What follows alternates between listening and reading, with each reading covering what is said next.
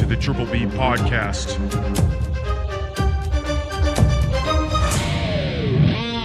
Let's fucking go.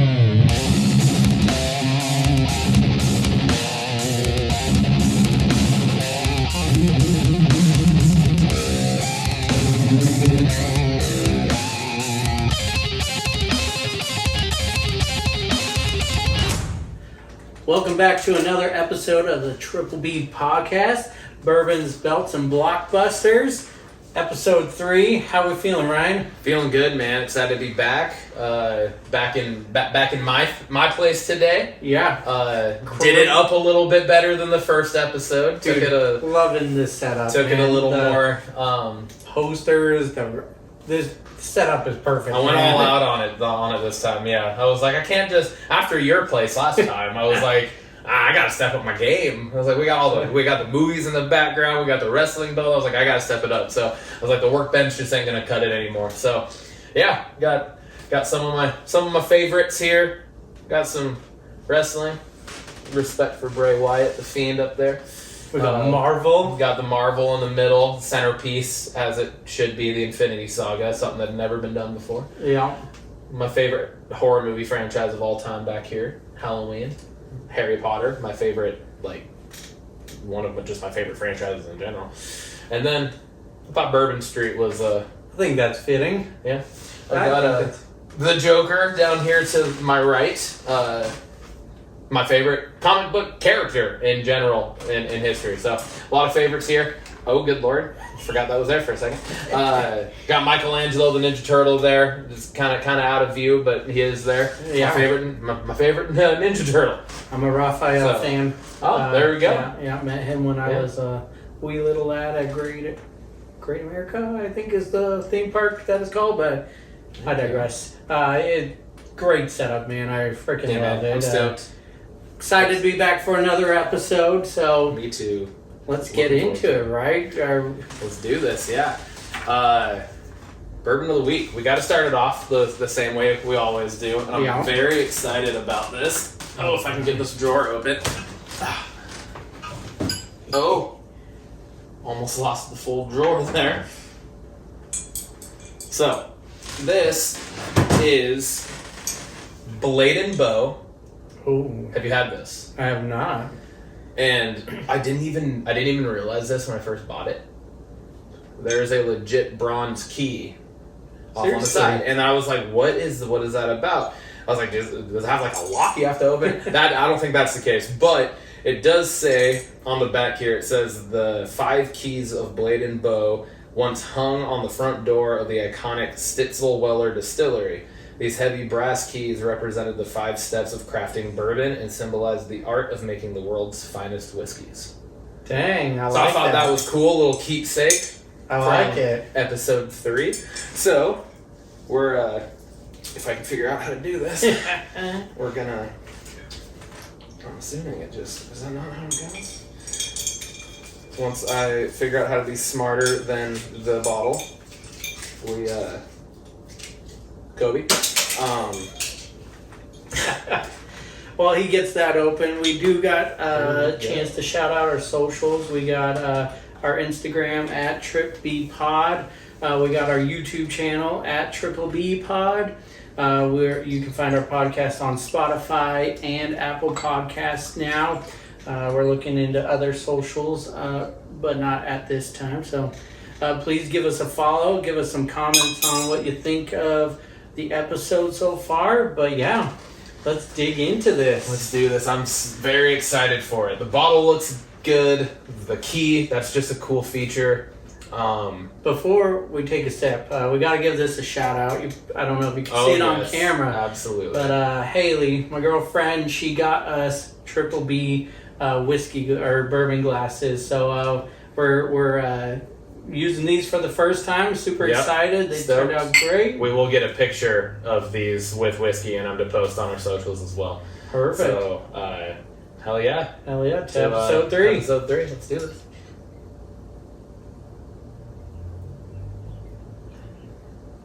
Shoot, man. Damn. Shoot. Ooh. I got an instant grade for this already. Yeah. I'm gonna go. All right, you go first. I'm gonna give it an 8. I was gonna give it a 9. Okay. This is Yeah. so smooth. It is very smooth. The only reason I gave it an 8 is I just don't feel like it has quite the aftertaste as our 10. Yeah, that's as true. Our bar that we have set right now with the French Oak Maker's Mark. But damn, that is good. That is very good. It's The really- upfront flavor is really good. Smooth. I'm going again. I'm doing it again.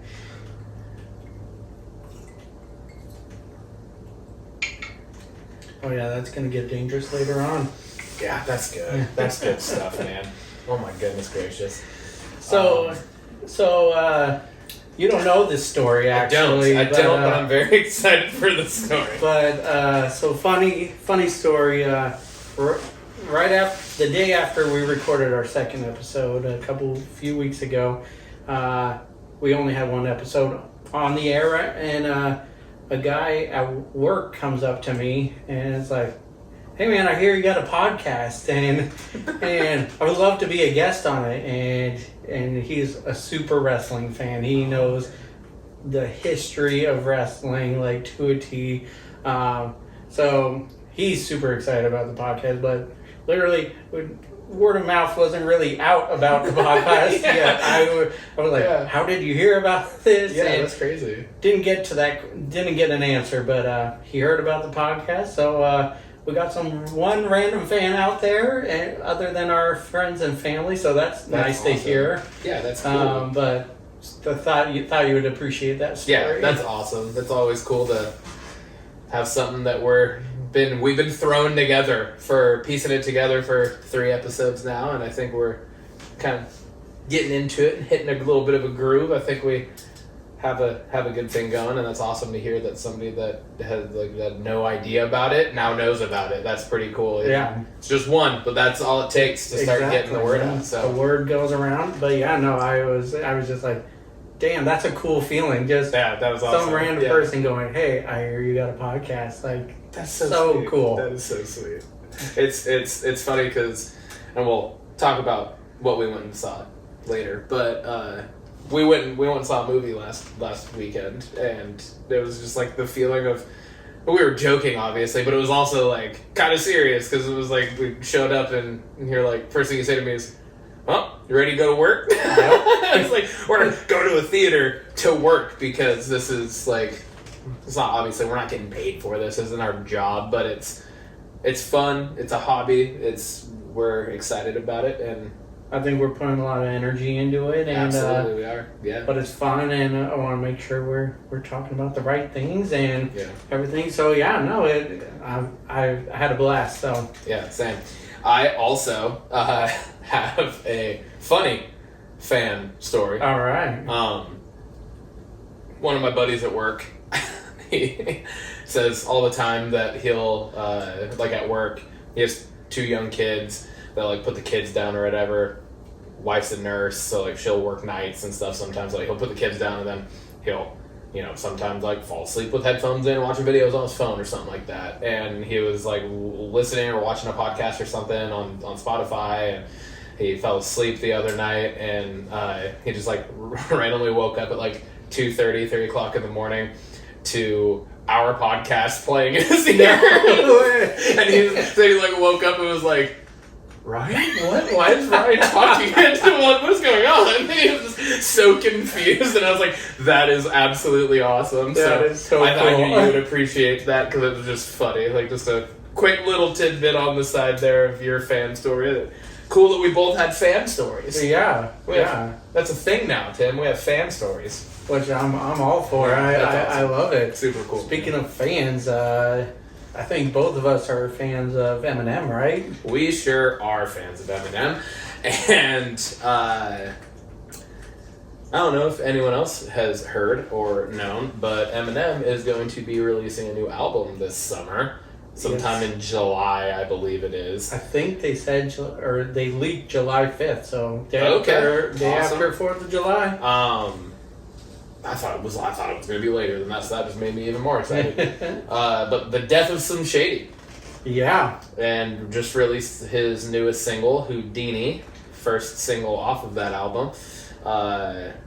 When did that come out? Last Friday?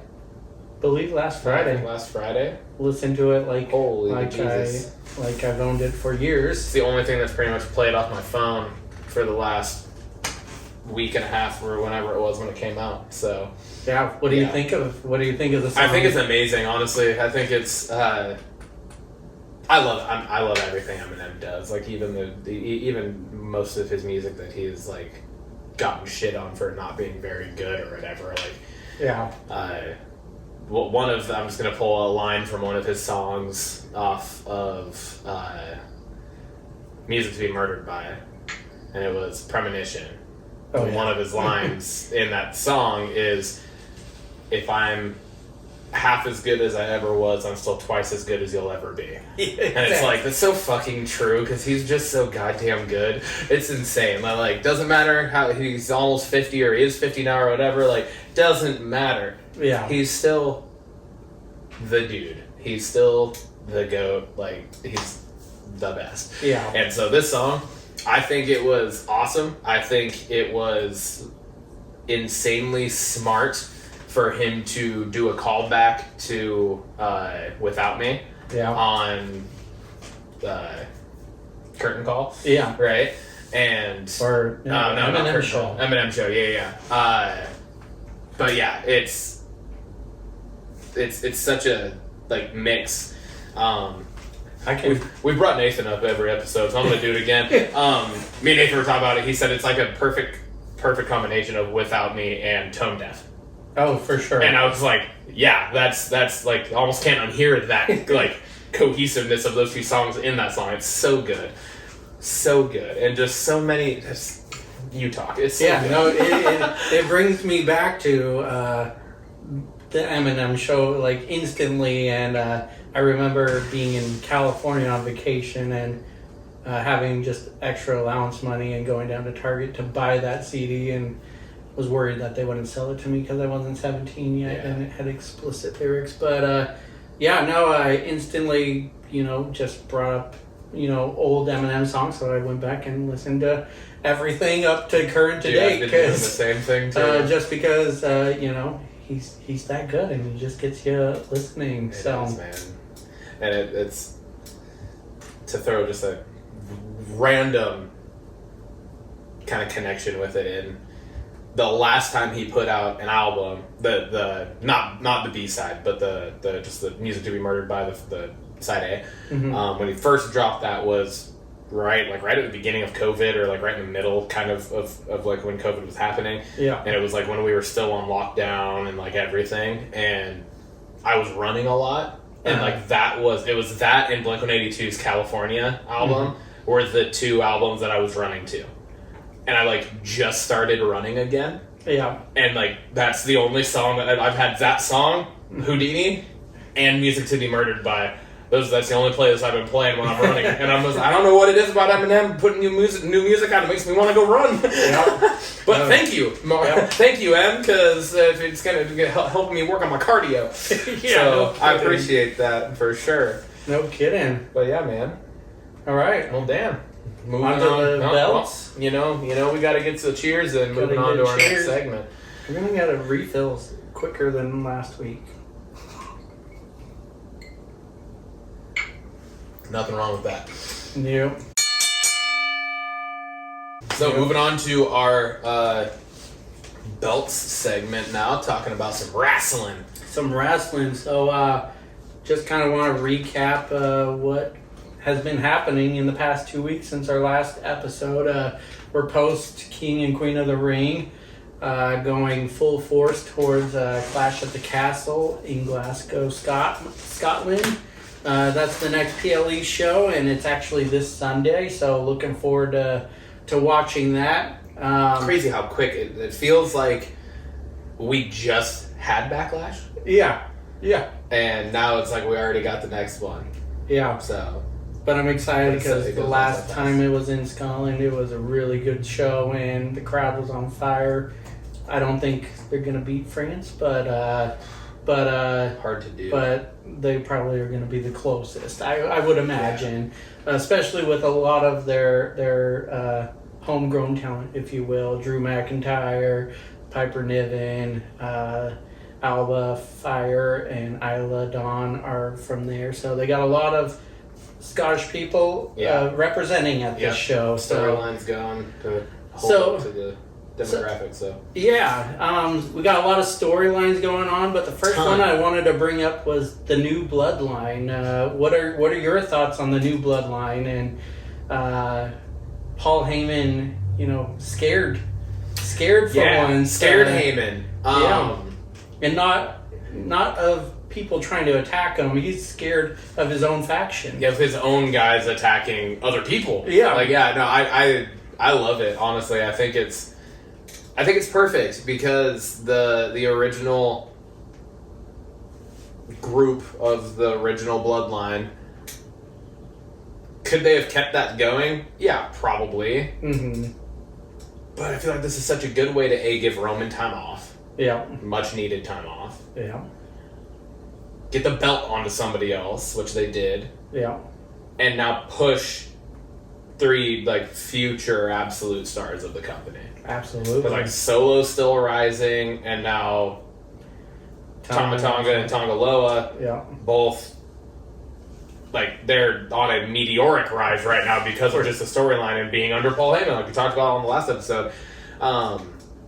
I think it's great, dude. It's fresh. It's literally has, like we said about just the shows in general, where you're like, I actually feel like I don't know what's going to happen. Mm-hmm. When they're out there, you're like, I literally don't know what's going to happen. At the end of at the beginning of SmackDown, I thought that they were going to eat Paul Heyman. Yeah, no kidding. I was like, oh my god, Paul Heyman's going to die right now in the ring. How Tama Tonga was just inching closer to him as he talked. Yeah, I was like, oh my lord.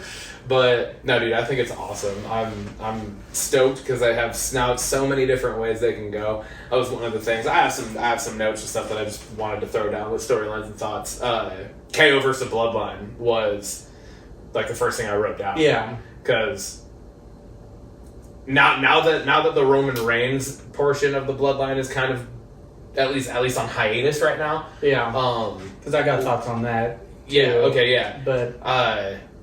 But with it being what it is now, and it's this thuggish gang now. I don't know if there's anyone in the company that's better to be the adversary against that than KO. Yeah, he's so damn good at it, and he's just such a crowd pleaser. Mm-hmm. Fans fucking love Kevin Owens. Absolutely. So, no, I agree. I think he's been. His storylines with Roman's bloodline was incredible. Mm-hmm. Believable, and just he's fighting the power, and then now he's just kind of switching it towards this new bloodline.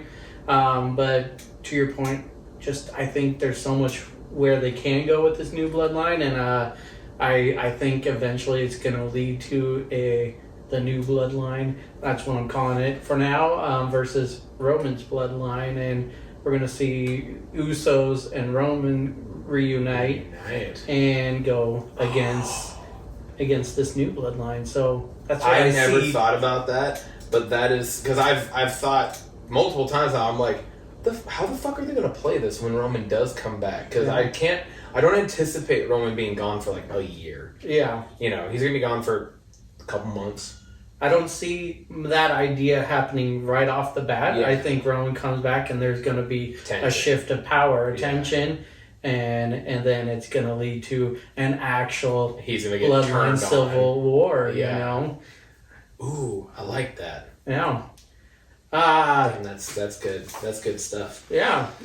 Going on, we got Cody and AJ feud, continuing. It looked like AJ was going to retire. You never know with these segments anymore. I was like, this is a swerve, he's not going to retire. Yeah. I don't think it had the level of Mark Henry's retirement speech where I actually thought he was retiring, but there was some believability to it. But then the second he called Cody out, it was obvious where that was going. So Yeah. we got an I Quit match going on at Clash of the Castle. I'm stoked. I think it's going to be a killer match. I think it's going to be awesome. Like, they're two of the best workers yeah. in the company, obviously. But I feel like it's been a while since we've had a I Quit match. Yeah, I can't think of the last one in WWE. Yeah, it's been a while. Yeah. In WWE, yeah. It's been a while. And I feel like this one's going to be a memorable one. Yeah. I feel like this one has the potential to, like, pull the emotions, and they're both so damn good, and they're both sellers too. Yeah. You know, like they can sell the hell out of everything. So if it's anything like their Backlash match, it's gonna be killer. So good. A few moments later. McIntyre Priest. Yeah, I'm loving everything that's coming from McIntyre right. Me too. McIntyre. Absolutely. His heel run this time has just been epic, and it's been great. I love he never takes the blame and has someone to blame for why he's not champion. And, but no, it's everything he's doing right now has been golden. This match, don't know if it's gonna be the match of the night, but I have this feeling that CM Punk is gonna get involved in Scotland somehow and cost him the match, leading down, furthering their feud. Because I just don't think they're gonna pull it off, Priest. But I could be wrong, So and that leads to my thought process here on this is I have a theory that they did it the way they did it with Priest taking the belt off McIntyre so quickly with the cash in and all that. Because to a point, and I could be wrong about this, and I might be in the minority with this thinking, but I feel like it was like they're kind of pushing Priest. He won Money in the Bank, and then it was so long that then there was like a lull, and they're like, we got to figure out what we're gonna do with the Money in the Bank. Yeah, and like we're gonna have him cash in, or then I feel like they also probably didn't want to do the same recycled story where like he puts the briefcase on the line against somebody else that they've done a couple times now with the Money in the Bank.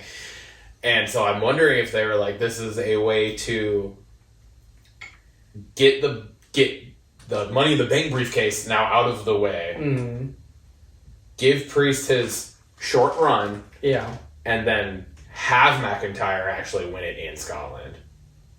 I could see that. The only issue I see, unless the next PLE Money in the Bank comes into play, is you got to think Gunther is going for the title at SummerSlam for whoever has the title, and don't know if he's going to win the title, but I mean, if it is against Drew, I think that's awesome, but I feel like the CM Punk match versus Drew McIntyre is going to be at SummerSlam as well, because that's true. It's the biggest party of the summer pay-per-view, so that's my thoughts on it. So I feel like Priest is going over this Sunday. Punk's injury fucked everything up. It really did, because I like personally, for Gunther to go for it, I would rather see Gunther versus McIntyre. Oh, absolutely. Like that is 100% the better match and the better draw there than Gunther versus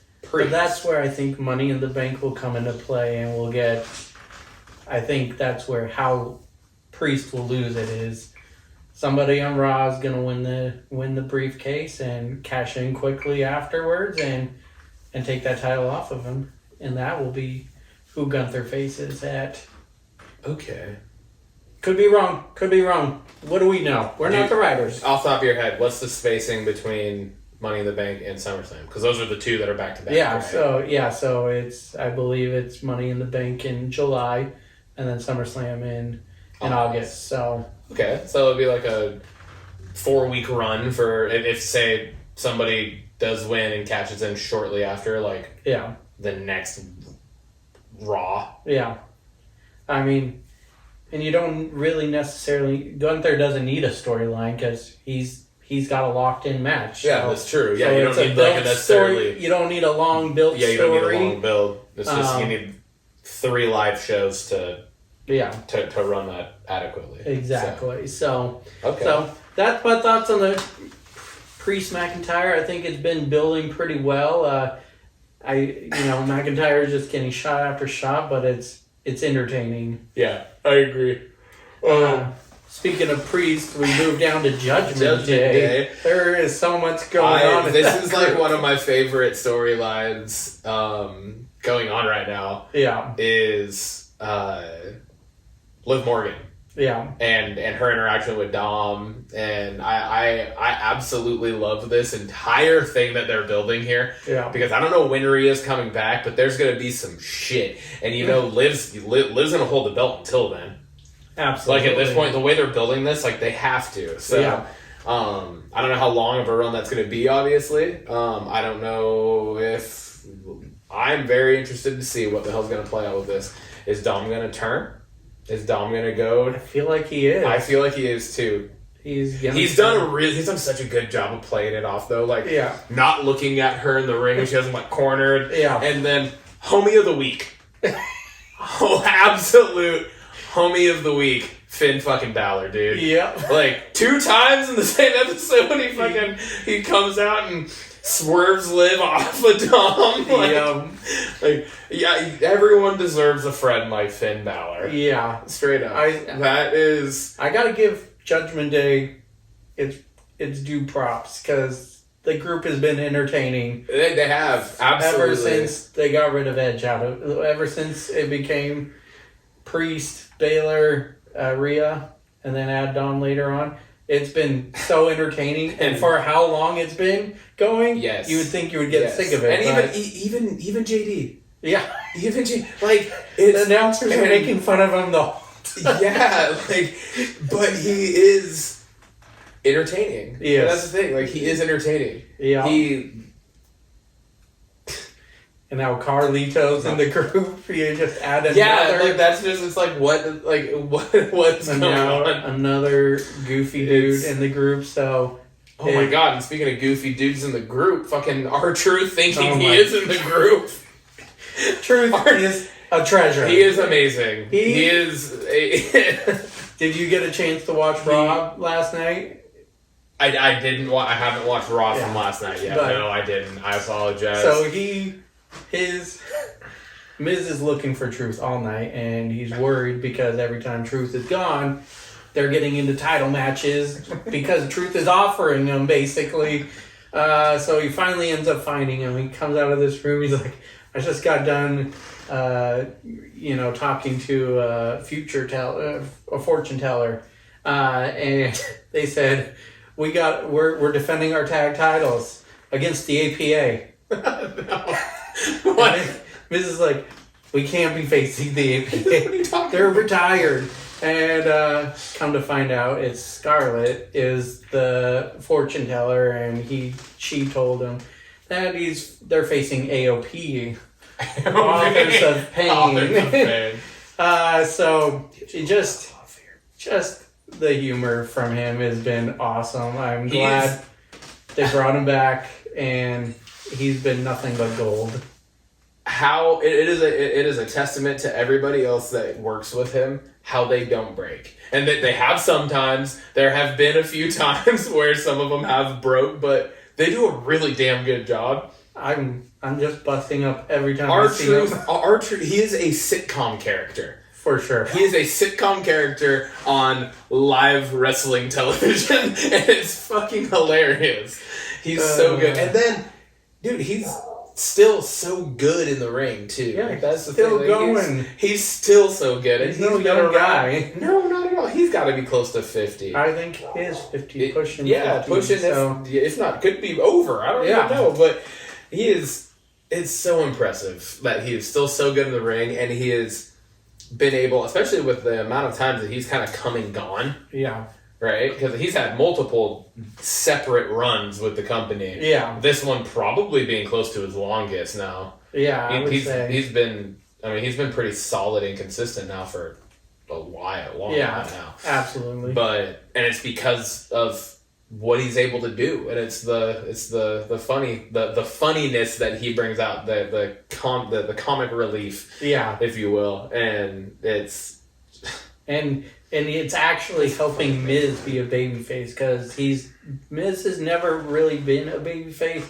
He tried to do a little run when he took over the figure four from Ric Flair, but I don't think the crowd really got into it much because the Miz is so easy to hate. Yeah, he's the best, one of the best heels ever. Magnificent heel. But he's so good. With truth, he's been able to pull off the babyface role, and it's been great. It's been, when they're on the TV, it's just funny. Yeah. Now his trying to rap with R-Truth to the ring, a little cringe. But I think that's what adds to I still feel like that's exactly. I think that's the comedy portion of their gimmick, because The Miz has zero issues with like poking fun at himself. Yeah, absolutely. Right, and so I feel like they're together. They're just so good. They're so good together.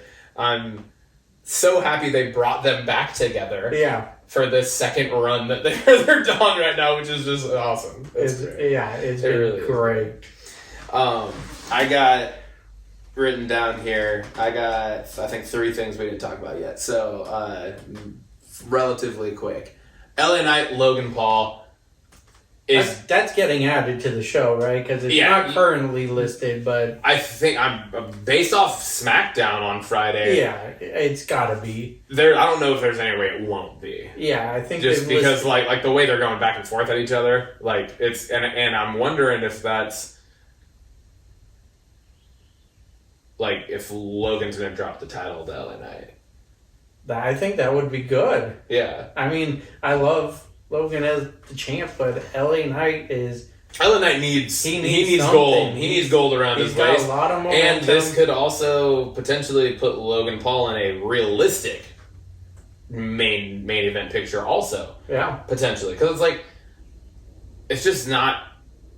Could it happen in nowadays landscape? Sure. But I just feel like we're on such a long scale of just being like, one of the mid-card belts isn't winning the main event belt either. Like, at the same time. Yeah. Like, when was the last time that happened? I mean, if Logan drops the title at Clash, he's easily going to be in Money in the Bank. And would probably be, like, the front runner to win it. And he could be winning it, and then there you go. You know, and he would be the perfect person to carry the briefcase. Exactly. The perfect person, because he would be getting involved in all of it. Absolutely. So it would be great. I think the back and forth behind the scenes that they've had with Logan Paul and LA Knight over the last few weeks, and like kind of like a mini build to an actual match with them, and then Friday was, I feel like, kind of like the tipping point where Logan actually full blown responded. Yeah. Well, it was just setting it up, but it's gonna be a great match. Yeah. They're both great. Another thing that I'm actually really excited about is Piper Niven getting pushed. Yes, she is so good. Very good. She's good, amazing, and her. I like the kind of like. Chelsea Green, they're kind of like, Chelsea's like, we're gonna be the champion, and Piper Niven just kind of like doesn't even acknowledge it, and then just like brushes her off and just goes straight into a freaking beautiful shoot on Bayley. Just about all and I was just like, dude, I'm so stoked for that match. Yeah, that's gonna be great. I've been a little disappointed with Bayley's title reign, but I don't think it's anything her fault. It felt like the storyline to WrestleMania kind of got put on the back burner compared to the rest of the show. And then I think what they're doing from the looks of it is switching shows when the title is on the line. So she didn't put her title on the line at Backlash. So it's just been this long drawn out, but I'm really, like you said, I'm really excited for this match, because Bayley goes in the ring, Piper goes in the ring, And to your point, I kind of like this duo of Chelsea and Piper. What's going on the sideline right there? So excited to see that. I would be perfectly content if Piper Niven wins. Mm-hmm. I would love it. It was like Bailey had her moment at WrestleMania. She was like one of the, like the four horsewomen of the new generation, right? Type of thing. And she got her moment. She won the Royal Rumble. She wins the title at Mania against her former, cohort. And and so like I think she's it's been good, and it was like she needed that for her, and like I think it was well deserved. Yeah, but I think it would be brilliant to have Piper Niven win it right now. You could do so much with it with that Chelsea on the sideline. Yeah, absolutely. The storylines from that would be great. The last one that I wanted to talk about is one of my next to Liv Morgan and Dirty Dawn. I think that's like my top right now. Yeah. I'm so intrigued every time she's out there. I'm just like, what the fuck's going on? Because like she's entertaining. Yeah. So charismatic. Dom is annoyingly amazing. Yeah. Like it's one of those ones where I'm just like, fuck you, Dom Mysterio, but god damn, I love watching you type of thing. He's like goes back to like the King Joffrey thing, Game of Thrones that we talked about before. Yeah. He's very good at making you hate him. Absolutely. And he's so good at it, and I love it. But very similar situation is Chad Gable. Yes. And Sami Zayn with the Otis situation. Absolutely. Gonna be another great match. Like there's zero there's a zero doubt in my mind that Sami Zayn and Chad Gable are going to put on potentially like it's always gonna be match of the night status. Yes. Potential for that match because they're both so just amazing in the ring. But the Otis portion of the storyline, having dropped Sammy last week, out of just like pure just confusion and frustration. Yeah.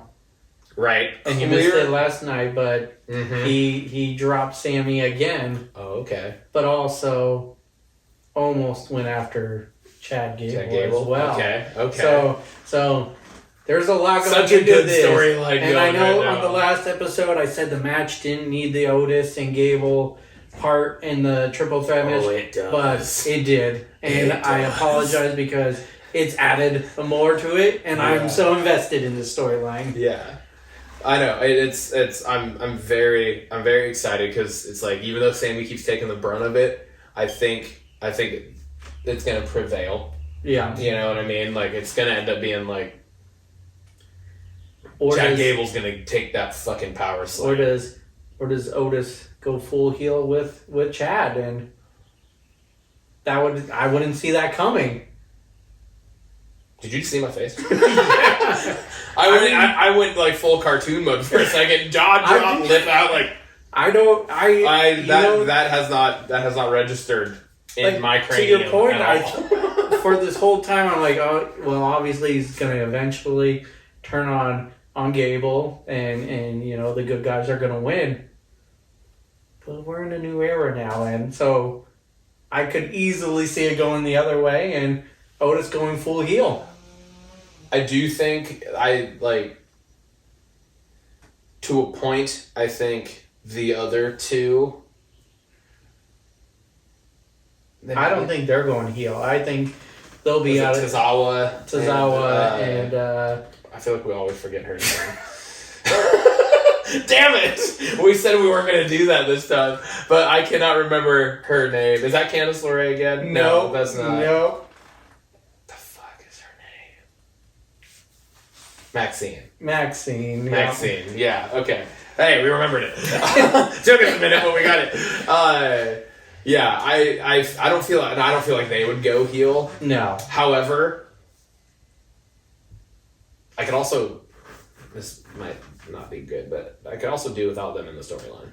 Yeah. I mean, like Otis is enough. Yeah. Otis is 100% enough. So he's been his number one guy. He's like been played off this whole time as like the beefy idiot, Mm-hmm. right? He's the dumb muscle that you see in movies, but he's like secretly not a dummy. I don't know why they keep doing that. Yeah. But yeah, I feel like Otis is enough in that. Like those three, the other two are overlooked. Yeah. At some point, and I get it. Like what else do they do with them right now because they're a part of that whole stable. Yeah.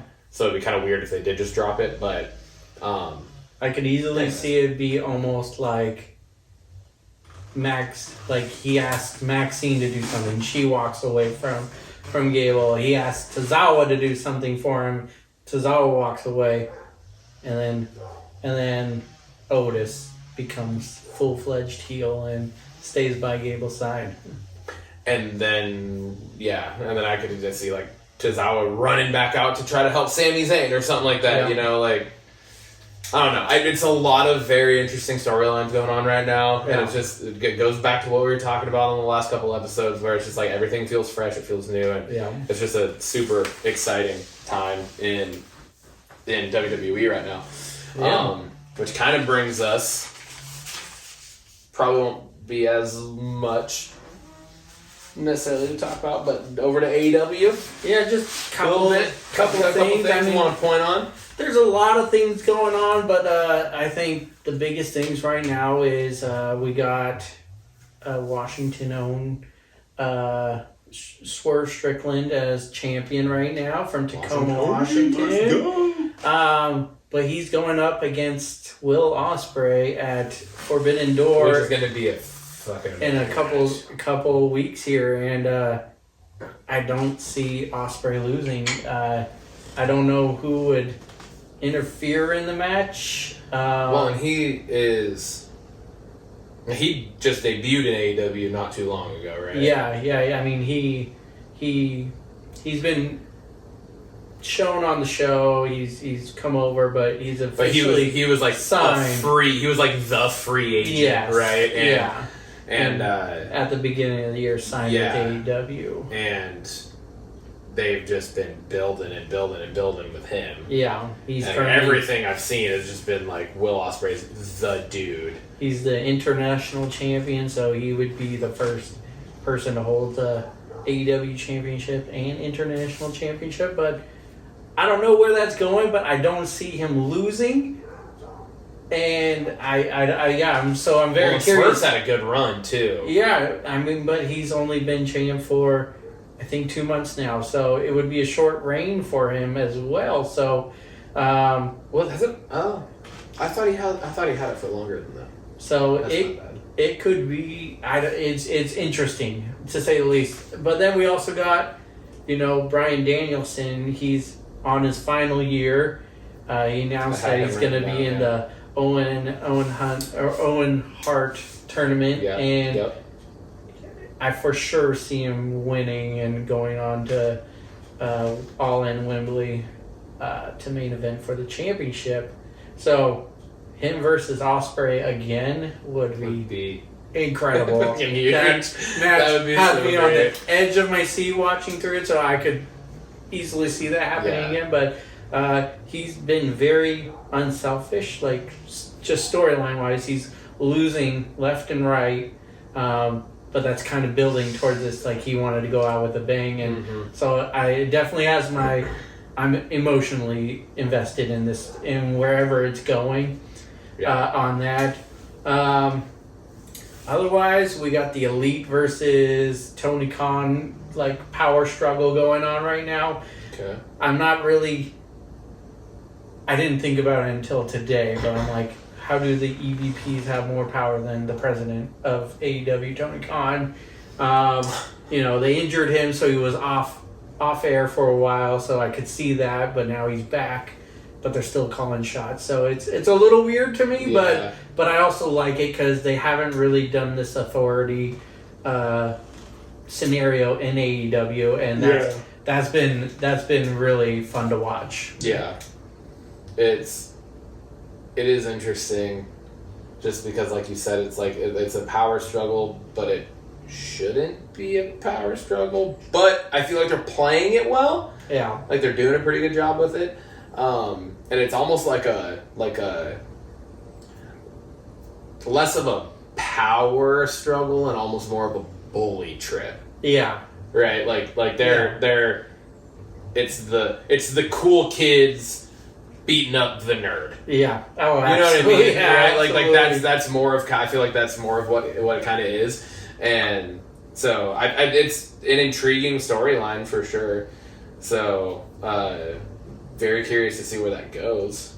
For sure. For sure. Very curious to see where it goes and how it plays out, but yeah. Yeah. And then we got Timeless Tony Storm. I don't know how much you've watched of it, but she is gold. It's like I wasn't buying it at first, but it's kind of like the Judgment Day. It's just the storyline's just getting better and better and better, and she's the one that keeps having all the vignettes. Oh yeah, yeah. In the black and white. Yeah, and that's what I thought. Yeah. Yeah, and she's everything I've playing seen from her has been this like crazy person and thinks she's in old Hollywood, but Mm-hmm. it's been incredible. I look forward to her, especially when she gets on announcing. The stuff she says is just like, oh my god, did she just say that? But yeah, so that's what's kind of going on in AEW. There's more stuff going on, but I have one more thing I want to talk about. Okay. And we talked about it briefly in text the other day, but MJF return. Oh yes, that was huge. How I mean, could he's I not yeah. I was gonna miss say that? you kind of just glazed right over it, that. and I feel like that's a pretty big thing. MJF coming back, the face of AEW. Yeah, exactly, and to return face to face with the guy who put him out. Yeah. Right? Yeah. Adam Cole, his former best friend, we're better than you, baby. Yeah. Type of thing. And I sent you a text when I was watching that. And and there was already like a call back to this in and of itself with what MJF wore to the ring, which was the leather vest jacket. Yeah. Or sorry, not leather, jean. denim. Yeah, the jean jacket. That looked like it's like a vest with sleeves because they're like two different tones. Yeah. But it was like a straight callback to Triple H's return at Madison Square Garden. Yeah. And he straight said that. Like said, yeah, that was like one of like the defining moments in wrestling for me as an adolescent type thing. So he's like, it was one of my that he was at Madison Square Garden for type. That's what he said. So like, wow. That's why he wanted to do that. Yeah. Which was cool. And then I instantly texted you and said, dude, I feel like MJF and Adam Cole are AEW's, and not even just AEW's, but this current generation of wrestling fans, Triple H and Shawn Michaels. And I can absolutely see it going that way. Yeah, like I mean, and they're like similar to a point, like when you look at them like respectfully of each other, right? Yeah. Triple H, Shawn Michaels, what they were as counterparts, as opponents, as teammates in the ring, very much so. MJF and Adam Cole are very similar, right? Like MJF's more of the muscly Triple power type dude, where Adam Cole is the kind of flyer, gonna do more acrobatic, but he's not like a super high flyer, like he's not like a lucha, right? He's not doing that crazy. Like you believe him as a heavyweight champion. Yeah, exactly. Yeah. He wins the main title. You're not like, okay, what's Dragon Lee doing with you know what I mean? No, sorry, but it's kind of the truth right now, right? Like you're like, what's a cruiserweight doing in the main title picture? Right now? And like that's not what the situation is. So I feel like it's and just down to like the looks, even to a point. Like no, MJF doesn't have the long hair, but it's just like the build. Adam Cole has the long hair. Yeah. He is the smaller frame. Like he does the super kick. I mean, every wrestler. Everyone does the super kick now. But he does it predominantly. Yes, he does do the super kick. But yeah, I just thought that was an interesting kind of just thought to have on absolutely. It, so. No, I'm glad you brought that up. I can't believe I did not bring that up. Yeah. Which leads me to my question. And you brought up a great question last week about who is the best storyteller. So, kind of building off of that, dude, what is your favorite storyline build? It could be any company, but what storyline had you so invested? Had you so like this is why you love wrestling almost? You know what I mean? So I cheated a little bit. All right. I told you this earlier. I didn't wait for this question to think on the spot because I was like that. I don't know if I could do that. I don't know if I'd be able to pull the stuff I want to be able to pull from. So I actually gave this question like legit my due diligence. I gave it legit thought so I could have a solid answer, and it's not that solid of an answer because I have 3. I couldn't pinpoint one. Okay. I do have them written down. All right. So my 3 favorite, because there's so many. Yeah. Dude, there's so many over all the different eras. Mine are all in WWE. Okay. I'm gonna be straight up with you because that's just it's what I grew up with. That's what I've known. I'm still relatively new to AEW. Yeah. I haven't seen it nearly as much or as consistently. So Yeah. I know there are great storylines in AEW, but I'm a WWE dude, so that's what I'm rolling with. First one I have written down, which was the first one that came to my mind. Okay. So this might be the winner for me, but I do have 3, and I'm going to go over all of them real quick. But the first one I have is Mankind Triple H. Okay. It was, you talk about storyline build, like, it was huge, No Way Out. Yeah. Royal Rumble in 2000. before. Yeah, the Royal Rumble before, but like, it... The full story, like, I feel like it got, like, its meat. Yeah. At No Way Out 2000. Title versus career in Hell in a Cell. Yeah.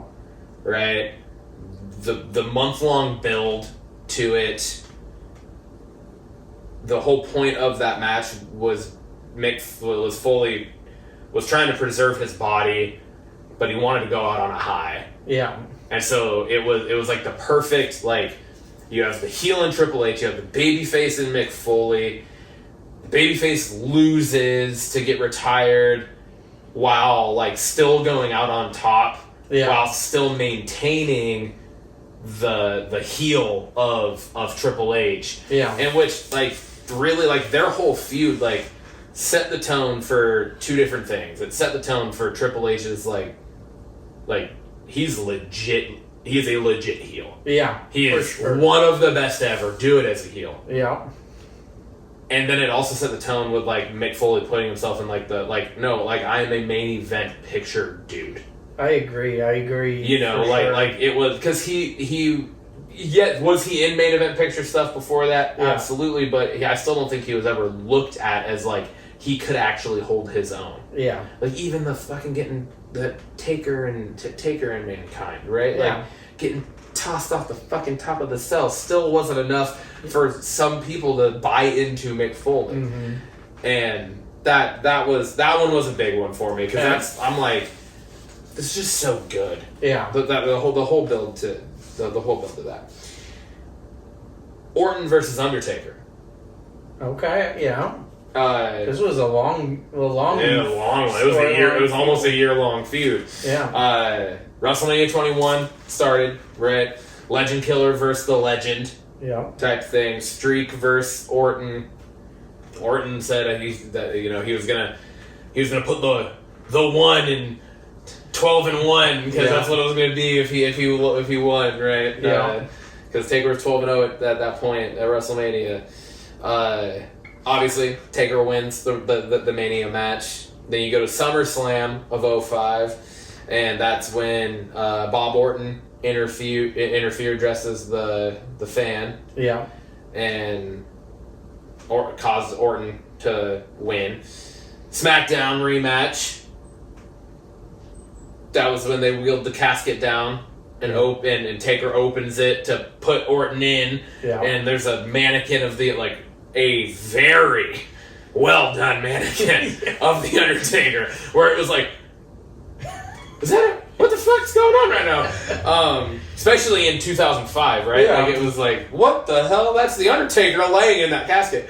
But, yeah, you have Taker in the casket, throws him off, still wins, even though it was, like, clearly jarring. Then you go No Mercy in an actual casket match. Yeah. Orton wins. Mm-hmm. That's when they wheel it up, light it on fire. Yeah. And now all of a sudden Taker's off TV for weeks. Yeah. Till Survivor Series. Orton's in the 5-on-5, SmackDown versus Raw. Yeah. Orton wins it for SmackDown. Everyone's out there celebrating. And then the shit hits the fan. A casket all of a sudden appears. All of Taker's little minions are like out there, and the casket comes out, and lightning hits it, and the light's on fire, and then all of a sudden Taker just busts the door down.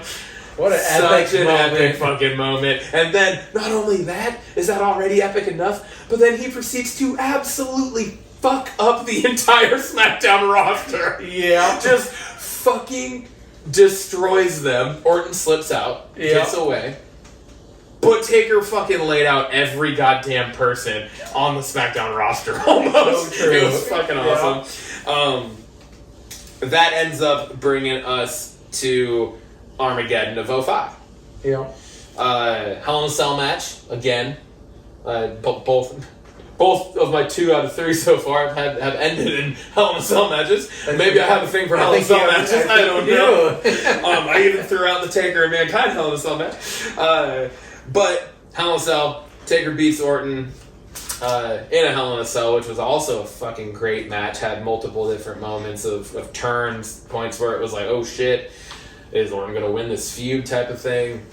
Taker wins it, Hell in a Cell to conclude that. That's number 2. My third, and this one's a little quicker, but my third is Rock and Cena. Oh yeah. Another that was like a multi-year build. Yes, because that was almost a year-long build to the first match.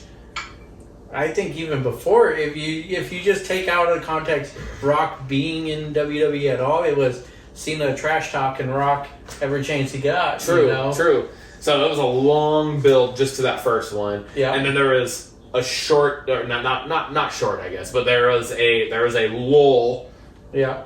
And then Cena won the Rumble, and then it started again. Yeah. Right? So then there was the rebuild to number 2.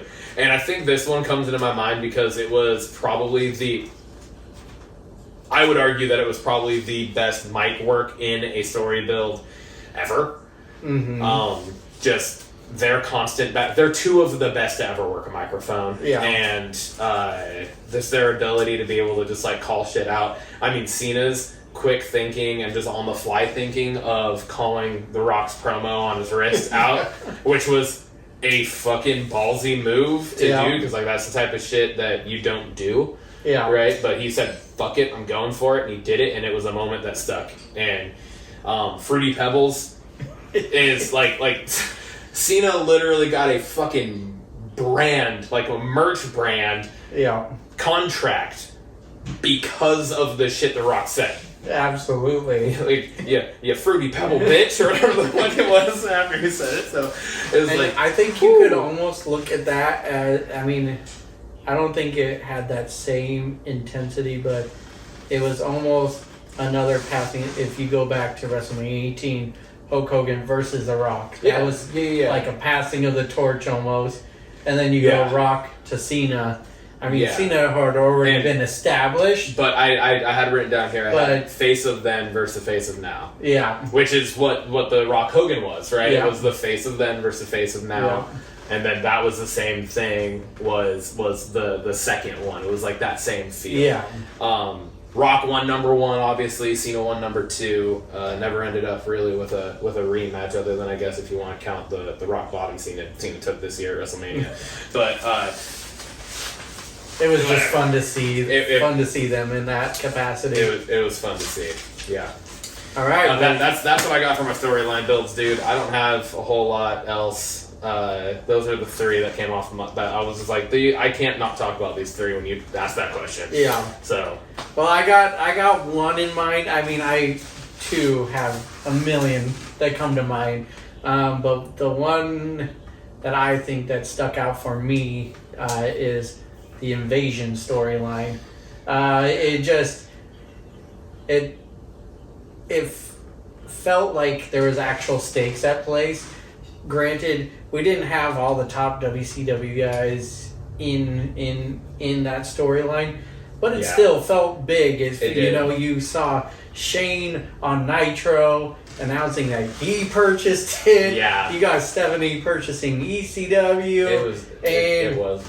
And having that feud carry all the way through Survivor Series, and it was just, we had some of the biggest moments during that time. We had Stone Cold switch over to the Alliance, and I need the old Stone Cold. You got some of the best matches with Kurt Angle and Stone Cold. That feud throughout that summer was incredible. But just the stakes and seeing WCW at the time on WWE colliding, it was just like what every fan at the time was wanted. You just wanted this. It's Marvel versus Capcom.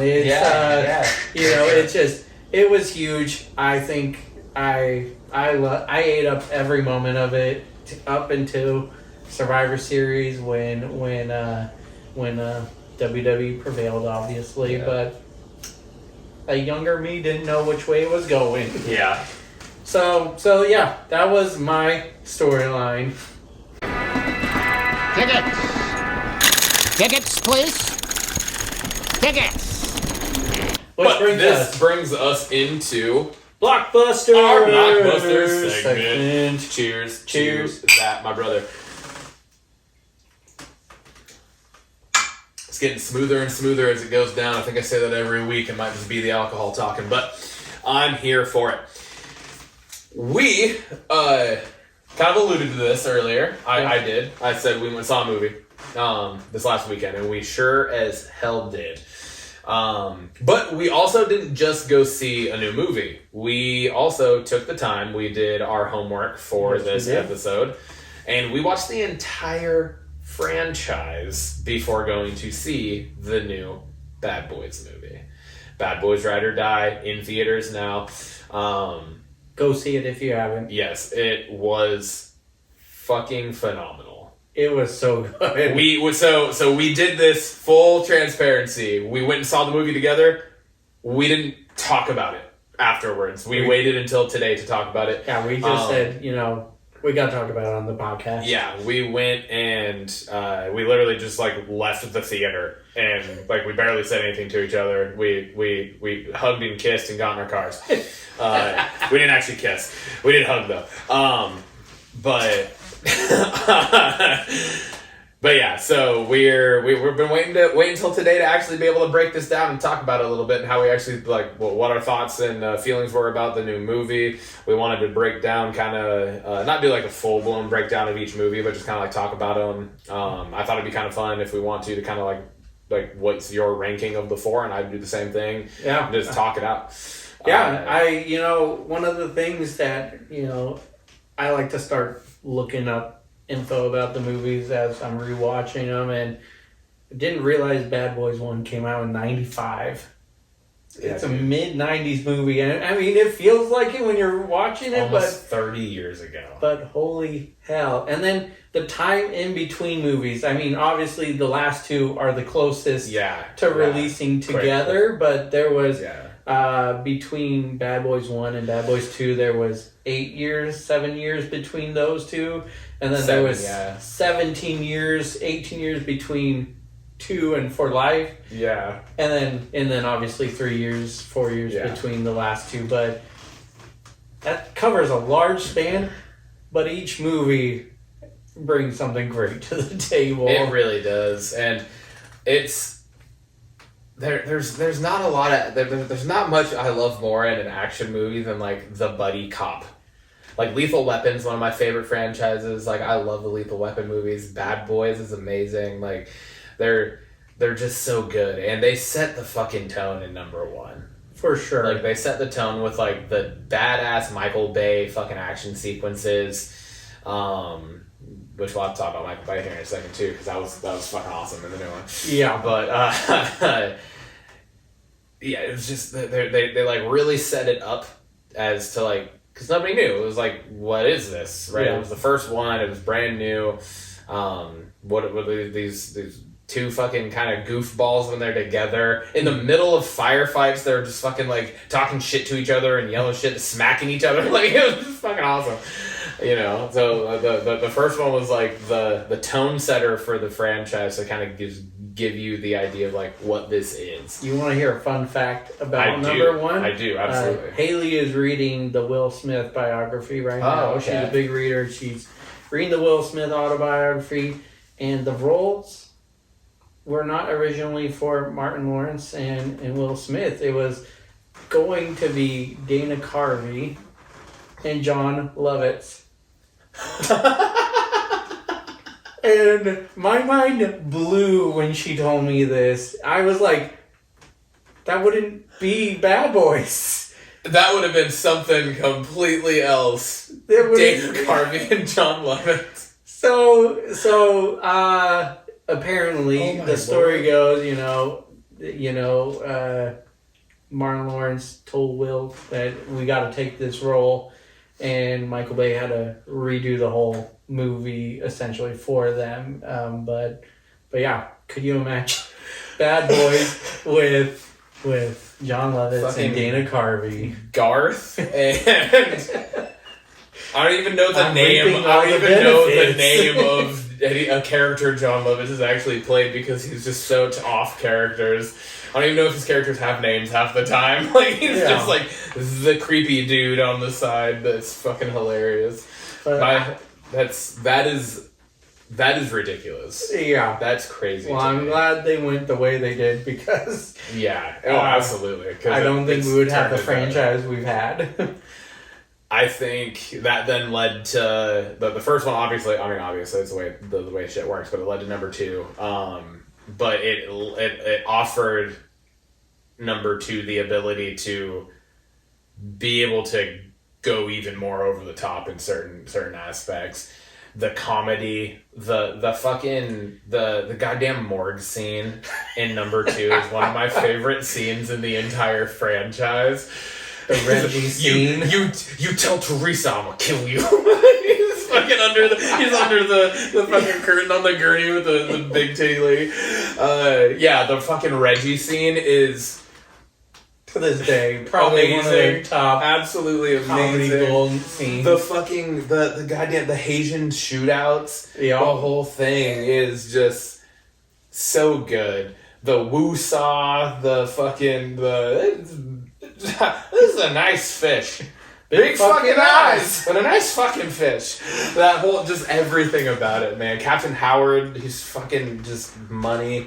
It's all just so good. I think rewatching these movies, like, I'm pretty sure I felt the same way when I first watched them, but just, they're on your edge of your seat movies. Like, the action does not stop. No, it just doesn't. And you're just like, when it does stop, there's either a very well, perfectly placed, like, comedic moment, yeah, or it's like just okay, like this shit got is serious. it just got really serious, or it's like straight pull on your fucking heartstring.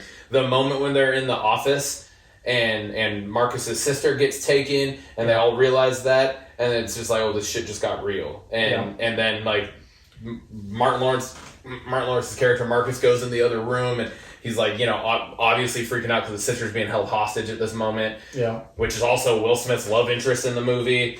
And so, like, they're both like, what? And walks up like, hey, no matter what, like, we got this.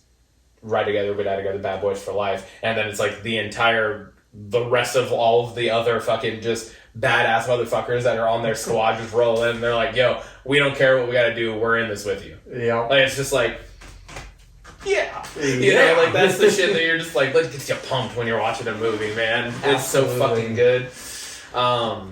And then you go to Bad Boys for Life. It's been, like I said, 17, 18 years since between movies. And it felt like the perfect throwback, right before COVID, and little did we know we'd be locked down. But anyways, it was just the perfect callback to number 2, number 1. Had so many Easter eggs throughout it. It did. They brought back almost the entire original cast of the main, like the family members. Captain Howard was back. All of it. Yeah. It was great. Interesting storyline. I would say it was great. It was really good. Obviously, the whole movie was good, but and you kind of alluded to it with the whole like Will Smith having a son with this kind of random chick that didn't. It was, and I think you said it when we were in the theater, but it was like the movie was starting and we were obviously not trying to talk. Correct me if I'm wrong, but it sounded like you had said something along the lines of like. It would feel better if that whole thing came from one of the villains in the original 2 movies. Yeah, no, 100%. And I totally agree with you on that. It does feel like it was just kind of thrown out of nowhere just to be a plot point. Yeah, I think they could have easily thrown in a character they interacted with the first 2 movies. Yeah, and played off of that. It being his illegitimate son, and everything. I think it could have been, and that would have been perfect for number 3 because it was just all this callback to the first 2 movies, basically. Yeah. Still a great movie, I thought. I have thoroughly enjoyed it. Again, on the edge of your seat movie. Yep. But I just, I didn't think about it the first time I watched it, but this rewatch, I was like, not really into this part of the storyline. Yeah, and I think I can agree with you on that. I do think that my feelings about that then kind of changed when we saw the newest one. Yeah. Because now it's like those are fully tied together and cohesive. But before we move on to the newest one, For Life, one of my favorite moments or just things throughout that entire movie is the put your glasses on. Shit, they're playing into the fact that they've aged. Yeah. And so they're poking fun at themselves within the characters, and I think that's just awesome because it's like, yeah, obviously it's been fucking 30 years almost since the first one came out. It was 25 since the when the third one came out. It was almost 25 years or whatever. Or it was 25 years, I think, right? It came out in 20, didn't it? Yeah. So 25 years. So it's like they have obviously fucking aged. So it's great that they're playing into that. And just the whole put your glasses on, and then finally like that final shootout scene in the wherever the fucking place was that they were, and he's like, put your glasses on. And this is like high definition. It's like high definition. And he just starts fucking, and then it's like the step above just him saying that to make it funny. He starts shooting everybody. Yeah. He's like, every time he pulls the trigger, a body drops, and he hadn't fucking hit shit the entire movie. It's so fucking good. Yeah. It's great. No, that's a good call. I really do enjoy the part of the, because you don't see that always in sequels, but they age right along with everything. Yeah, so. exactly. Yeah, so I think they did a good job of showing that. And then moving into the new one, again with that same type of thing, they follow it up with Marcus, which I don't think they ever fully alluded to what it was. Spoilers for the new one, by the way. If anyone hasn't seen this, there are spoilers for the rest of this. So if you're excited about it, you want to go see it, you gotta skip this section. Go see it before this episode airs. Yeah, or skip this section if you haven't seen it yet and you don't want to hear stuff. But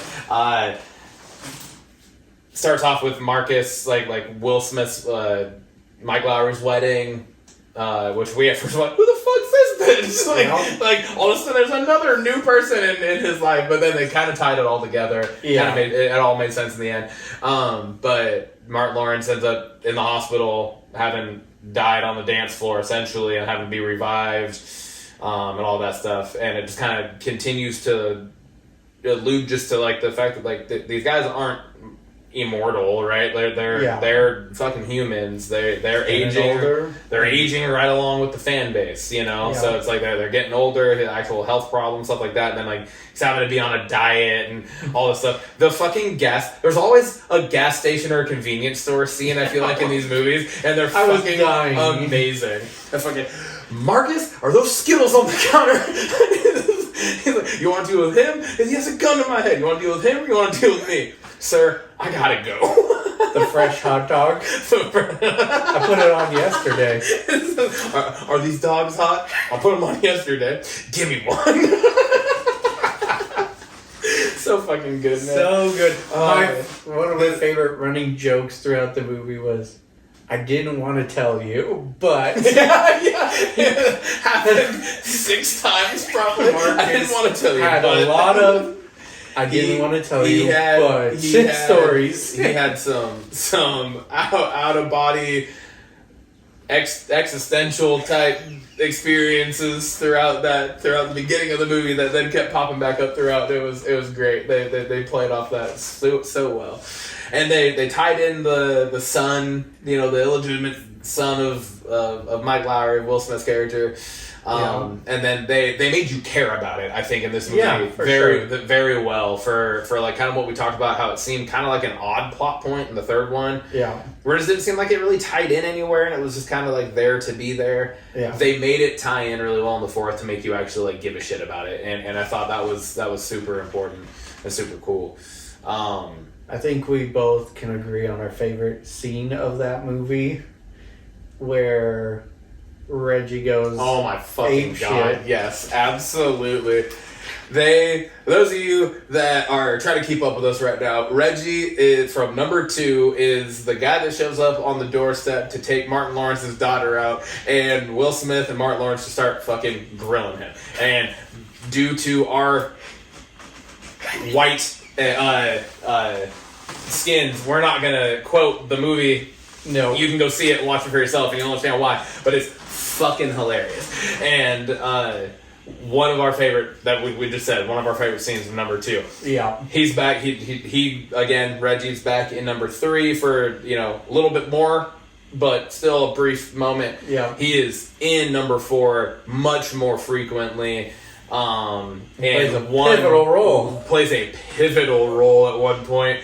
This motherfucker, he is a Marine, and he's just so quiet most of the time that you see him. He's like playing video games on the couch, and Martin Lawrence is giving him shit about like kind of mooching and like eating his snacks and like all this shit. And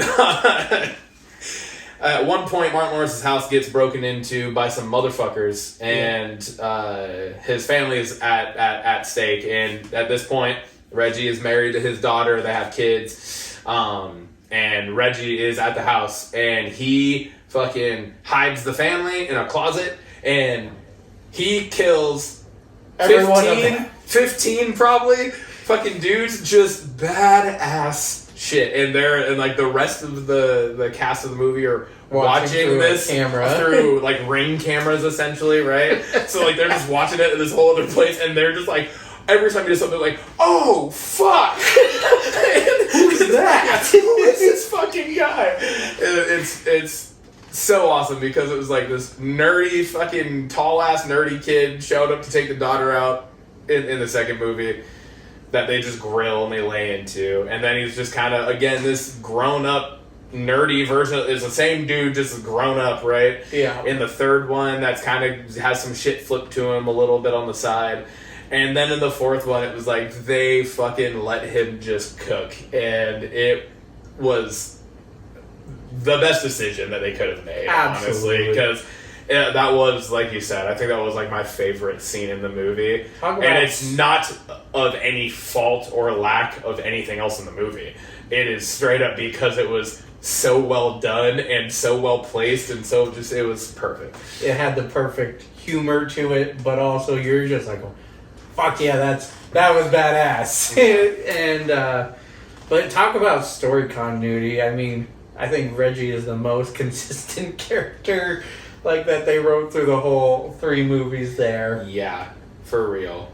All right, but I think like last thing on this topic is rank them.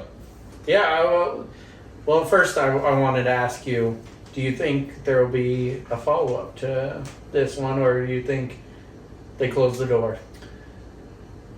I think it very well could be a follow-up to it. Okay. I really do. I feel like they could definitely do something else with it. I don't feel like they closed a door. No, I don't honestly, think like any I don't door think was closed. Yeah, I don't think there was a door closed. And this kind of goes back to something I wanted to say earlier, and then I kind of just we kind of sped past it. But the name of the third one, Bad Boys for Life, there was a lot of stuff online towards the directors that were like, you guys kind of fumbled that fucking opportunity because you could have literally titled the fourth one Bad Boys for Life. I said right? the same thing to Haley. I was like, missed opportunity. Yeah, and so, but the directors said, like, yeah, like, we totally get that, but we legitimately thought that the third one was going to be it. Yeah. Like, they didn't know that they were going to end up doing another one. They thought that the third one was going to be the end of the franchise. And so that's why they titled it that. And but also confusing because they put an end credit scene in there. That is true. But I feel like that may have been like I feel like that may have been done like post. Oh, you know what I mean? Like once it was like they already had like named it and everything, and then like I feel like they went back because they realized no, like this is like we can't end it on this type of thing. Yeah, so well, that makes sense.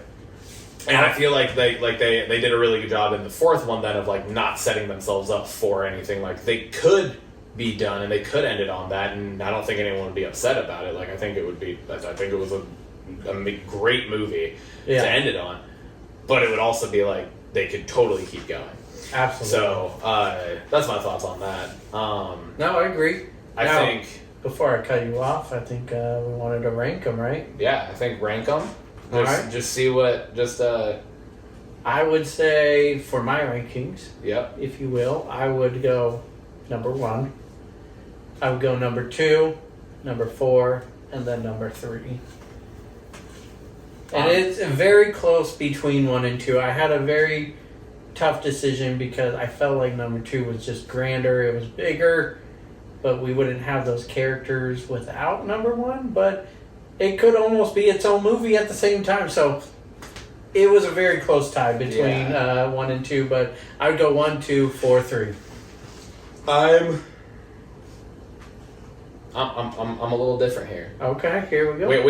We have the same last one. Three is in fourth place for me, and I think just a lot of it goes back to that just kind of the story elements that seemed kind of odd that took number 4 to make them feel legit. Yeah. I think that's just kind of like the rest of it, the action, the acting, the comedy, like all of it was fucking top par with all of them, right? Mm-hmm.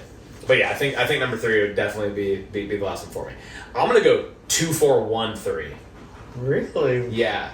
I like Bad Boys 2 has always been like the top one for me. Yeah. Always. The soundtrack is so good, fucking amazing. I don't know that there's a soundtrack to a movie that I like more than the Bad Boys 2 soundtrack. Shake Your Tail Feather is still one of my all-time favorite 2000s hip-hop songs. Yeah. Like, that song comes on and I cranked that shit up in class. Like, I'm like, let's go. And the kids are like, what is this? And I'm like, Shake Your Tail Feather. I love that song. I love this, again, it was it was number 1, but it was done on a bigger scale. Yeah. And I think that's what I like about it. The scenes to me are more memorable. I think the bad guys to me are more memorable. The storyline with the sister, I think, is more intriguing than the girl that was on the I can't remember the actress's name. What the heck? I can't remember her name, but I know her face. Yeah, the main female protagonist in the first one, and then it might be slightly biased. I would say it's close between 4 and 1 for me. Yeah, and I might be just like leaning towards 4 just because it's so fresh and we just saw it. Yeah. But I was in pure enjoyment that entire time we were in the theater. There wasn't a lull. There wasn't a down. Like I sprinted to the bathroom in the middle of the movie. I have an issue with going pee in the middle of things. I know. I drink a lot of fluids, But I like sprinted and back. Like I was probably gone for like 40 seconds. Like yikes! Like I was like, I'm not missing any of this. And no, it was just so good that it just kept me going. So yeah, I would say 2, 4, 1, 3. All right. Look, see, we don't always agree on everything. One of the first things we've done. We are didn't the have the same opposite answer. this time. Yeah. Last time we ranked the whiskey or the bourbon the same. We had the same. The fucking the story. It was in wrestling. And it was belts. in our belt section. We Anywho, had a very similar answer. but we had very similar answers, and but anywho, We changed it up on you guys this time. and this time, and we still didn't discuss it ahead of time. Going, we need to be different. So Yeah. We're gonna just kind of quickly go over a handful of other blockbuster things before we start to wrap this up. okay. I don't think most of these probably need a lot of time on them, but just things to kind of just rehash. Marvel, again, we can talk about Marvel all day long. Yeah. Council of the Kings, rumors, something that I just kind of read about one time, and it was the possibility that because of the whole Jonathan Majors getting fired has thrown a fucking wrench in the whole Kang situation, and like there's so many different rumors and things that going around, and people thinking this and people thinking that, and like they're gonna completely trash the character, they're gonna recast the character, they're gonna have him be a minor part in what was Kang, the fucking Dynasty. the Kang Dynasty in the next Avengers movie, all that stuff. I think this was the most intriguing thing that I heard, and it was having a different actor play all of the main different versions of Kang. And I like that. And So it would be like you recast it, but you recast it as like in the vein potentially of Jonathan Majors' character of Kang had, taken over something or whatever and was able to like make himself these different variants, when realistically like there were bigger, badder variants out there of these actual characters. Absolutely. Like what was it? Titan Mud or whatever, the King, the Pharaoh King, Yeah. why am I spacing on it? Damn it. There's like 5, maybe 4 or 5 like primary Kang characters on the Council of Kangs. Yeah. And that was just one of the things that I heard, that it was like they could potentially run it that way, which would be dope. And I would be so down for that, because then you're like, who the fuck do you get? Like, What a perfect. I mean, I really like Jonathan Majors in his role. Me too. But it's the perfect storyline for any controversy to come up, because we got a multiverse saga. Exactly. So where it's like anybody any can be variant anybody. can be So. the big bad. So Yeah. So we can keep Kang, and I hope they do. I do too, because it would be. And this goes back to kind of what we were saying last time, where it's like let the characters live. Yeah. Like the fuck the people, let the characters live, and it would be a super disservice to Kang the character and the Marvel comics and the storylines that they had the potential to be building if they do just scrap it. Yeah. And I don't think as fans, as a fan base as a whole, people want to see it just scrapped. Yeah. Like I think they would be like let's see something still done with this, and just let's do it a different way and potentially make it better. Yeah. I think it would be better to have multiple different people playing different variants of Kang, instead of Jonathan Majors trying to play 6 or 7 different variants of Kang. Absolutely. Which I'm sure he would have done great, and it would have been okay, like it would have been fine. But I think having different people, it just lends its hand to the ability for it to just be that much better. Agreed. And have that much better of a performance. So that was one of the things I heard. Another thing I heard was potential like villains and like ideas of things that could potentially happen for both Avengers 5 and 6, and like potential old villains coming back. Like I saw like Ultron potentially like coming back and joining forces. I would with love to see Ultron. potentially Doom and Kang, because I think I think it would be silly to not expect, with over the course of the next 2 Avengers movies, both Kang and Doctor Doom playing large roles. Yeah. Right? I mean, with the Fantastic Four being right around the corner, like Doctor Doom is The like big baddie. you can't have the Fantastic Four without Doctor Doom. Exactly. So it's like he's going to be in there somewhere, whoever it's going to be, whatever it is. But also like with it being Secret Wars and whatever they are going to end up titling 5, potential for there to be like team up type things of baddies instead of being one overarching baddie. Now you're looking at like almost a Sinister Six vibe type of thing. That's more Spider-Man realm, but same idea, right? Where you have a multitude of bad guys, and not on an Infinity War scale where it's like a war on war. Like a civil war almost type thing where it's like one full side against the other full side, but like you're talking like a handful against the new Avengers, essentially. So that was one thing I thought I thought was another interesting rumor, just the like potential of being like multiple bad guys involved, like almost like a smaller Endgame, larger No Way Home scale. Yeah, right? No, I agree. We have multiple bad guys. Not as many though. Yeah. Right. Absolutely. And then the last thing I want to talk about on this, I texted you a little bit about it earlier. They just released a new Deadpool trailer. Yeah. Either yesterday or today they released it, and again coming out like July 26th or whatever it is, I think. Yeah. And at like the 30-second mark in that goes right past Dogpool, which I think was our first glimpse at Dogpool, which was fucking awesome.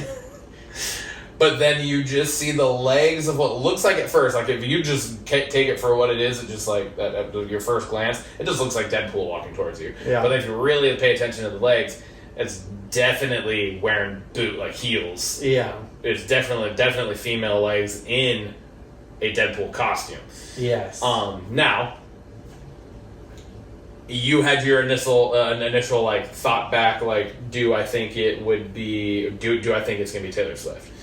I heard the rumors. There's been rumors this entire fucking time that Deadpool has been a thing, that Taylor Swift was going to be in this movie. Yeah. I've heard a lot of things back and forth that Taylor Swift, like I've read a bunch of things that it's like, sorry everybody, Taylor Swift's not in this movie. Or I've heard other things going the other way. So I'm like, I literally have no idea. Yeah. It's funny you mentioned that. Because and everything I had read that if she is in the movie, it would be as Dazzler.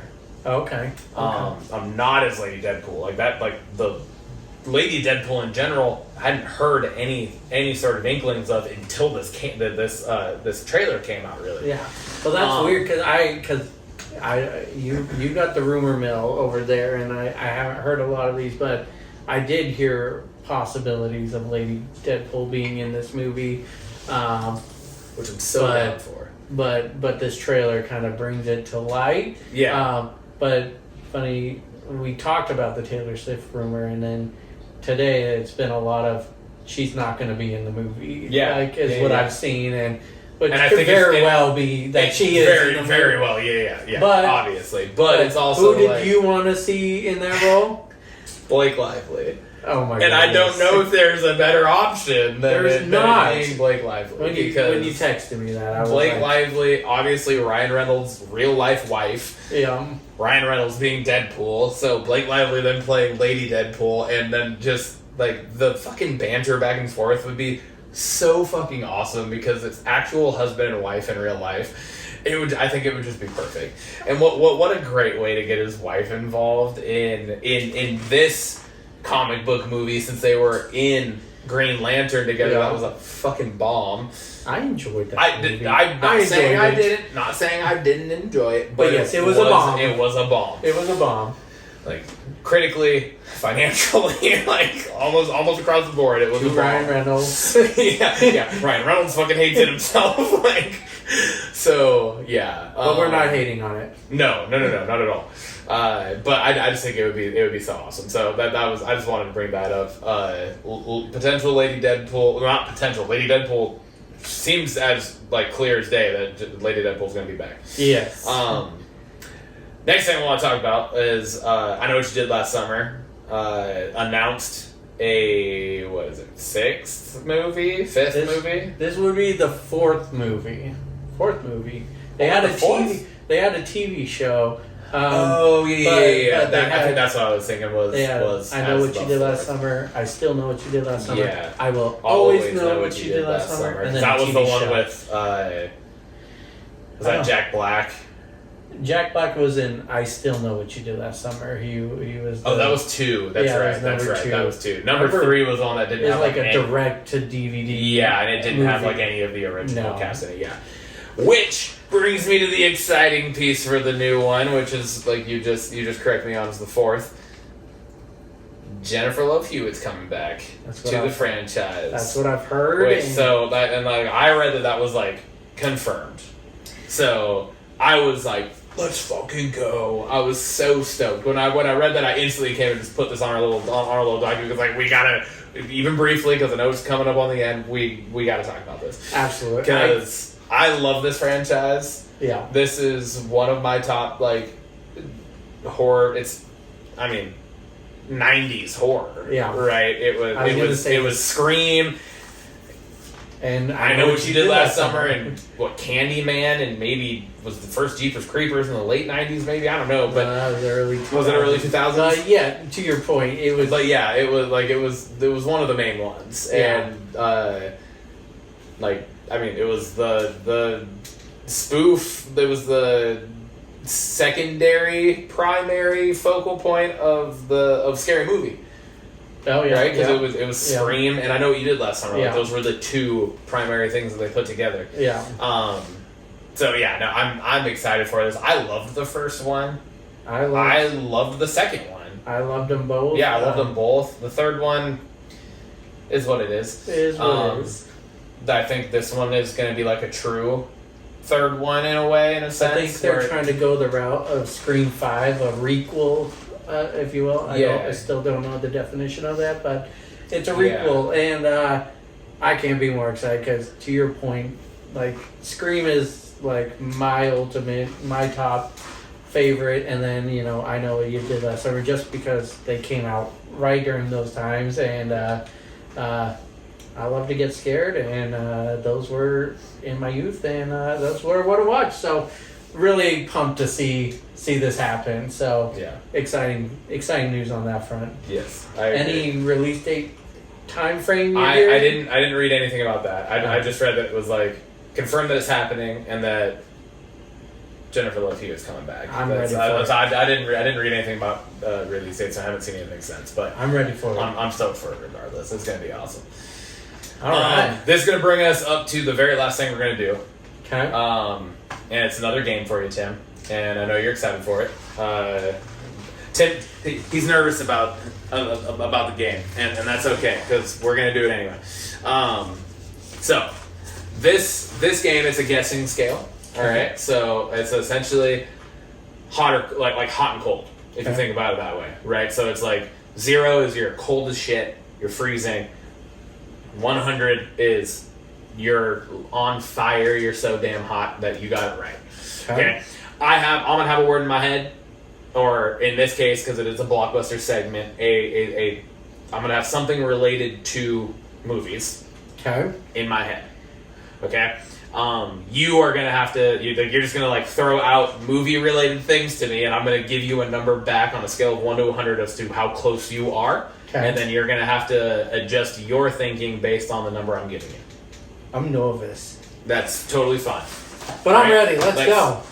Let's do it. I have it, so... You got the word. I got it. All right, and we can go? Yep, we're going. Going right now. Popcorn. Well, okay, shit. I wasn't expecting you to go that way. I'm gonna... this could bring you the right way, or it could throw you. I'm gonna say 85. Oh, okay. Yeah. All right. Yeah. New. 93. Okay. Theater. 93. I'm gonna say about the same on that. Can I guess what it is at any time? Is that how this game works? Or Yeah, like if you get it, all right. like if you think you know it, you just say it, and I'll tell you the scale. I'll tell you the number. Bad Boys 4. 99. Will Smith. 98. Michael Bay. 96. Martin Lawrence. 98. Marcus. 98. 99. I'll say 99. 99. All right, so we're going in the right direction here. Old.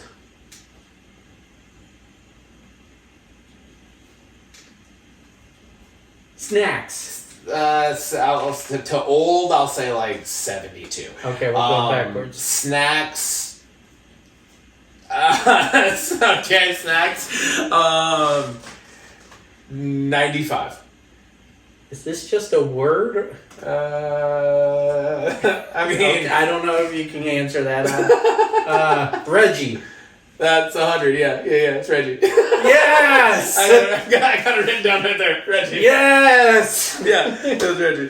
That's why you first said popcorn. I was like, I mean, we did eat popcorn together while watching this movie, and then in my mind, I was like, popcorn is a snack. So yeah, so that's why I like it. 85. All right, I didn't do as terrible as I thought. Not at all, dude. Yeah, that was solid. So I don't know. All right, Something I like like that. Could be a new segment every now and then. Yeah, I think it's solid.